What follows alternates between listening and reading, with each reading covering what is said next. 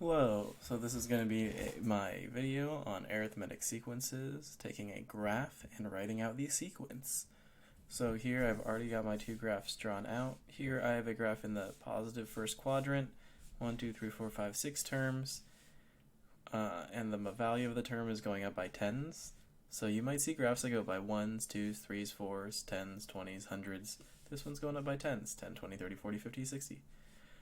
This first point here, oops. Let me get rid of that. This first point here lines up with about 50. So my first point is 50. Then here it looks like it's about halfway between 50 and 60. So I'm going to say it's about 55. And then I could keep going. 60, this is about 65, 70, and about halfway between. So, and remember it's an arithmetic sequence, so I do know it's going up by the same amount over and over again. So once I figure out what that d is, which in this case is 5, then it should be easy to keep on writing that sequence. Over here for my second sequence, I've got a graph in the first and fourth quadrant, so I've got a positive and a negative now. But my first term is still positive at 100. And then I go to my second term, and it's right on the line here, so it's right at 0.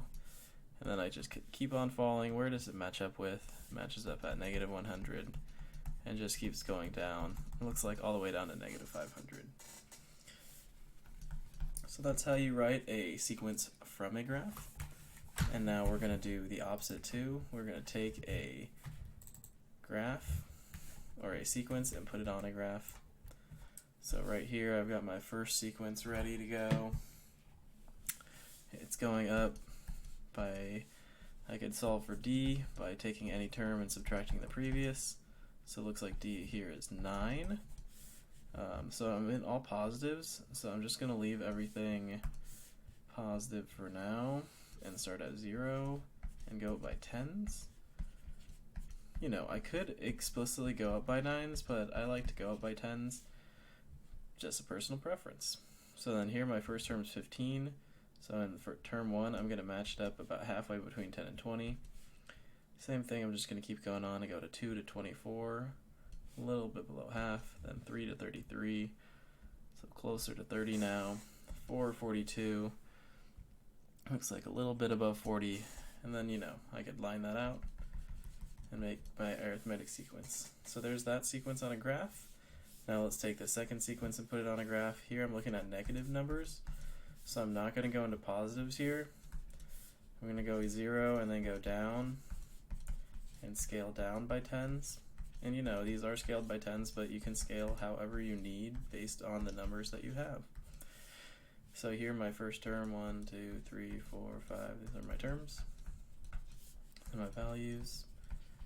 So my first term here is at negative 20. So I'm going to go down to 20. Second term here is at negative 30, and here I can see my d is going down by 10 every time. And my third term and my fourth term is at negative 50, and fifth term I could see would be at negative 60. So there we go. That's how you take an arithmetic sequence and put it on a graph.